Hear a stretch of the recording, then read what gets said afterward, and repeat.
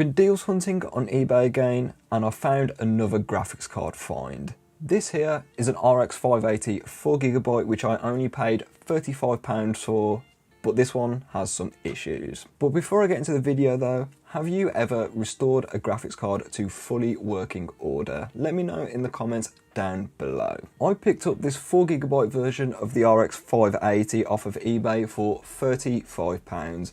This one does have a few issues. It's crashing in games due to overheating, and my good friend Andy's Tech, make sure you check him out by the way, did verify the seller for me. So I knew the seller was pretty legit, and I just thought I'd go for it, because at the worst case, I'd just get some content out of this and this GPU wouldn't work. And the best case, I'd give this GPU a good clean, get it all repaired up, and I'd have a fully working 4GB RX 580 for just 35 quid. And it's not like it's a lower end card of the RX 580 either, it's actually a Sapphire Pulse, which are actually quite sought after with the RX 480 and the 580, the Polaris series of graphics cards. After confirming it was actually an overheating problem and getting it all cleaned up in a series of videos which I made on my TikTok, make sure you follow me on there by the way, I got it installed onto the test bench and the drivers installed totally fine. There was no issues installing them.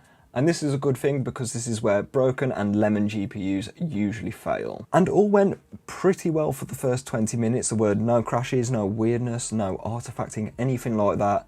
And then I opened Call of Duty Modern Warfare, did my benchmarking run, and I got a blue screen. And the blue screen was page fault in non-page area. And this usually means that it's a RAM issue. I've had this a few times when the memory controller in, I believe, one of my older Ryzen CPUs couldn't handle my memory, and I was like, it might be memory, but I was testing with a 980 Ti just before this and I had no issues with that, so I don't think it is system memory, so I kind of just swept it under the rug. Lo and behold, 5 minutes after this, I had another blue screen, and I'm like, yes, this has to be down to the RX 580.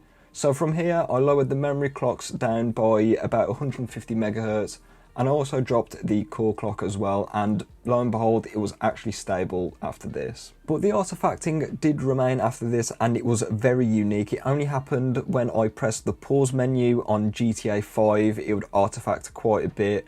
And in Rainbow Six Siege, when I tabbed out, it would artifact for not even a second, and then it would just be fine. So I don't know what was going on there. The stability was still fine after the lowered clock speed, so yeah, I don't know what that's all about. This video isn't about the outright performance of the 4GB RX 580. I'd think it'd be pretty misleading to make the video about the actual performance of it, because this is actually a defective card with lower clocks. But with that being said, I have actually put some benchmarks here in the video because I know you lot do like them, so yeah. If you've got a 4GB RX 580 or you're looking for one, do expect better performance than this. As always on this channel, benchmarking is done in my test bench system, which has a Ryzen 5 5600G, 32GB of dual rank, dual channel, DDR4 3200 MHz CL16 memory, a 1TB Sabrent NVMe Gen 3 SSD, and a Acer Strix B550-F gaming. And lastly, all testing is done at 1080p, as this is a mid-range GPU from 2017 and it's only got 4GB of VRAM as well, so 1080p it is. First game up is Fortnite, and unlike usual, I set it to the performance API here with the standard high view distance and high textures. Fortnite on the performance API isn't technically the best looking game to ever exist, but then again, if it's on the performance API, you're going to be getting some decent frame rates. And here is no exception, with 245 FPS on average, with a 1% low of 97. This isn't bad performance for a very broken RX 580, and I would take this if this was my daily driving graphics card. So yeah, Fortnite is certainly playable. Next game up is The Witcher 3, and I've been testing this quite a lot recently thanks to its new sort of, well, it's not really new to be honest, but its update which kind of enhanced the game quite a bit graphically. Here I set it to DirectX 11, which is almost a must with this because anything on DirectX 12 it just doesn't run very well for whatever reason. So DX11 it is, and the medium preset does look pretty decent, probably a bit more similar to the old graphics style, but yeah, it still looks pretty decent. Anyways, with 76 FPS on average with 67 FPS for the 1% low, Performance is not too bad here. It's actually pretty smooth because the 1% low is only 9 FPS behind the average, and this means that the game is incredibly smooth. So yeah, The Witcher 3 is certainly playable on a very old RX 580, which is on its last legs. Call of Duty Modern Warfare 2 is actually the game that sort of unearthed the issue with this graphics card, because this is the game where the blue screens were starting to happen. To be fair, with the minimum preset with FSR 2.1 enabled on quality with normal textures just to make the game look a bit better, the performance isn't actually all too bad, with 76 FPS on average with 59 FPS for the 1% low. The gameplay is pretty smooth. It's not by any means the best gameplay in the world, it's not the smoothest, but it will do on a mid-range GPU from 2017, which is broken. GTA 5 is just that one game I always like to test because it's GTA 5, it's still very popular, it's still being updated, so I think it's still pretty relevant. And the RX 580 with the very high preset with 2x MSAA just to make the game look very nice and sharp, even at 1080p. It got 65 FPS on average with 55 FPS for the 1% low. So performance here, not too bad once again. There was a issue whenever I'd go into the menus, there would be slight artifacting, and this is just down to probably the memory just being very bad on this RX 580. But it was still very stable, it didn't crash at all, and there was no weird dips in frame rates or anything like that. So yes, GTA 5 is definitely playable on a broken RX 580. Well, this one at least. Rainbow Six Siege is up next, and this is where the RX 580 does like to shine quite a bit, because Rainbow Six Siege is a very easy game to run.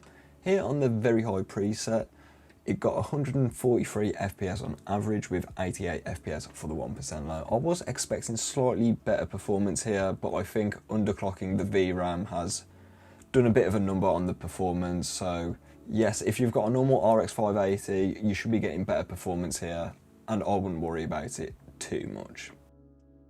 F122 is up next, and I always like to test on the medium preset with older graphics cards like this RX 580. And here it actually performed not too badly in my opinion, getting 106 FPS on average with 83 FPS for the 1% low. And do bear in mind, this is sort of the worst case scenario, as it is the Australian Wet Grand Prix benchmark, so there's a lot more effects than normal dry running, so this would impact the frame rate. So if you just like to race in the dry, which I can't really say I'll blame you in F122 to be honest, you'd probably be getting better frame rates there as well.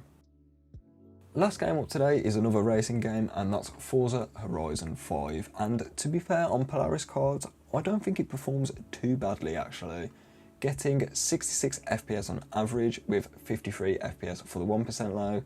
This was on the medium preset in the in-game benchmark, which is always a worst case scenario for this game because it takes place in sort of the main city, and frame rates there, they do tend to drop quite substantially. So yes, medium preset Forza Horizon 5 is plentiful, even on this withering RX 580. So for a broken RX 580 on its last legs, performance here today wasn't actually too bad. All the games were playable, getting more than 60 FPS for every single one of them, which I think is actually pretty decent. Then again, most of these games are a bit older now, but games like Fortnite are still constantly being updated, so I think it's only fair to put games like that in here, especially with this graphics card being a bit on its last leg sort of thing. I didn't want to test anything newer. But either way, as this graphics card is pretty poorly and ill, I think the fact that it actually played these games and pushed out these frame rates is pretty incredible. Performance is probably closer to an RX 570, which has been overclocked, so that's one thing to bear in mind as well, but for 35 quid, I'm certainly not complaining here. There is one fix that I could probably do to maybe repair this graphics card, and that is the thermal pads for the memory. The one thing I didn't change when I cleaned this thing out was the thermal pads, because on inspection they did look pretty fine. It is very likely that the thermal pads on this graphics card might need a change, to be honest, because this graphics card has actually been used for cryptocurrency mining. I can just tell the seller had loads of RX 580s and the cooler's got a bit of oxidization on it. All the hallmarks of a cryptocurrency mining graphics card. or an X1 for that matter. Couple this with it was crashing after 20 minutes, and 5 minutes after that might lead it to being more of a temperature related issue compared to an actual VRAM being degraded issue, if that makes sense. It's worth trying out. I think I'm just going to get some new thermal pads for it, and I'm going to do that in an upcoming video, and I think it might make for a decent content piece. And if worse comes to worse, this graphics card will still be performing the same, but the best case scenario is this graphics card might actually be repaired with brand new thermal pads for the memory. So with all this being said, I'm going to try my hardest to fully mend this graphics card, as I think it would be a pretty decent feat if I could get it working in full order. I think the fact that it's working right now is pretty incredible, because it's sort of like, yes, it doesn't really want to be gaming anymore because the memory is just not in a good position right now, but it might turn out that the memory is fine and it's just getting a bit too hot.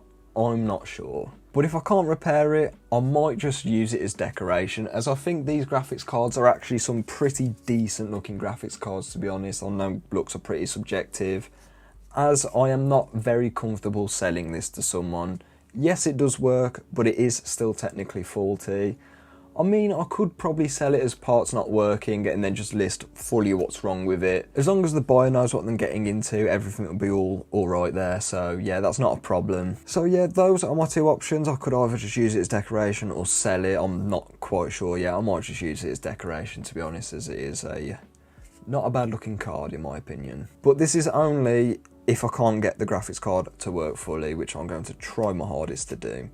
So if you like this one, like it, stay subscribed for more tech content, and also stay subscribed because I will be trying to fix this in a future video, and I'll catch you in the next one.